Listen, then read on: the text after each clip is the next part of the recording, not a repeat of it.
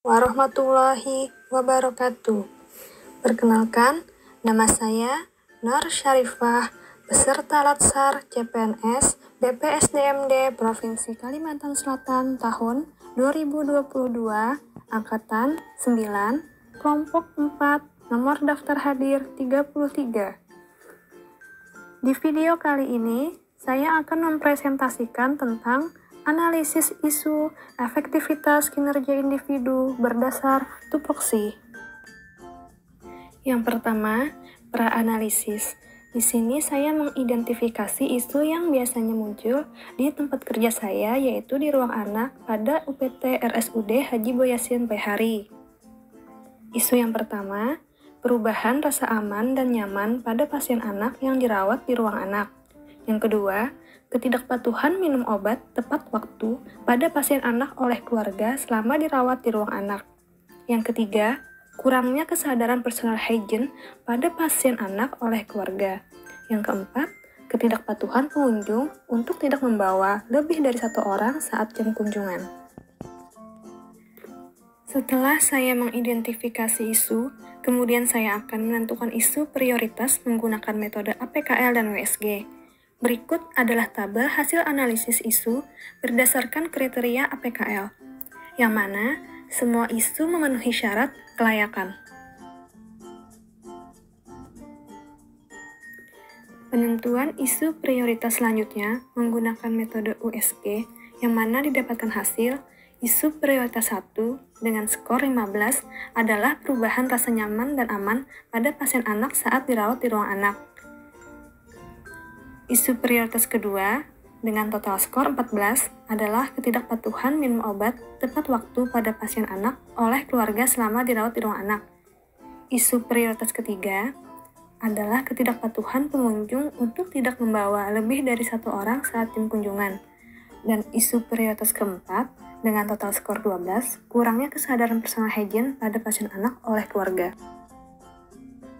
Berikut analisis akar masalah dengan menggunakan diagram fishbone. Di sini ada sebab dari faktor manusia itu sendiri, yaitu anak takut bertemu orang baru, anak trauma karena tindakan medis, dan pendidikan orang tua yang kurang. Dari faktor lingkungan, akibat perubahan status kesehatan pada anak, dan akibat perubahan lingkungan, seperti tempat baru dan suasana baru.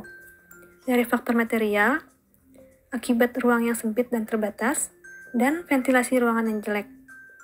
Kemudian dari faktor metode, akibat cara komunikasi perawat yang tidak efektif, dan atribut perawat yang dirasa menakutkan oleh anak seperti pakaian putih-putih. Selanjutnya, saya akan menganalisis isu menggunakan metode SWOT. S adalah strength atau kekuatan. Yang pertama, tenaga medis sudah memenuhi standar kualifikasi pendidikan. Yang kedua, tenaga medis tidak selalu menggunakan pakaian dinas putih. Dan yang ketiga, ada pilihan kelas perawatan. Kemudian, W atau weakness itu adalah kelemahan. Yang pertama, anak selalu ingin keluar ruangan atau tidak betah. 2, orang tua menjadi cemas. Dan yang ketiga, pasien anak yang lain terganggu. Kemudian ada O, itu adalah opportunities atau peluang. Yang pertama, melakukan komunikasi terapeutik pada pasien anak oleh perawat. Yang kedua, menyediakan mainan untuk anak. Dan yang ketiga, penambahan ruang kelas untuk pasien di ruang anak. Dan yang terakhir adalah T atau threats, itu adalah ancaman. Yang pertama, terjadi resiko pasien jatuh. Yang kedua, pemberian terapi yang tidak efektif. Dan yang ketiga, hari perawatan yang lebih lama. Berikut tabel rekomendasi alternatif penyelesaian isu menggunakan SWOT.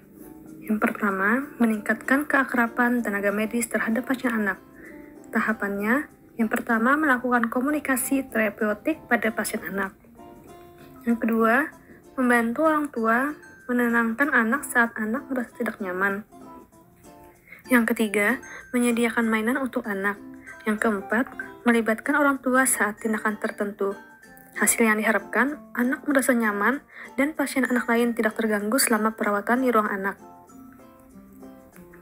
Alternatif penyelesaian yang kedua adalah memfasilitasi lingkungan yang aman bagi pasien anak. Tahapannya, yang pertama selalu memasang pagar pengaman bed pada pasien anak dengan risiko jatuh. Yang kedua, memberikan gelang atau stiker identitas pasien dengan risiko jatuh berwarna kuning. Yang ketiga, mengajarkan kepada orang tua bagaimana penggunaan pagar pengaman bed. Hasil yang diharapkan, tidak terjadi jatuh pada pasien anak dan pasien anak merasa aman selama perawatan.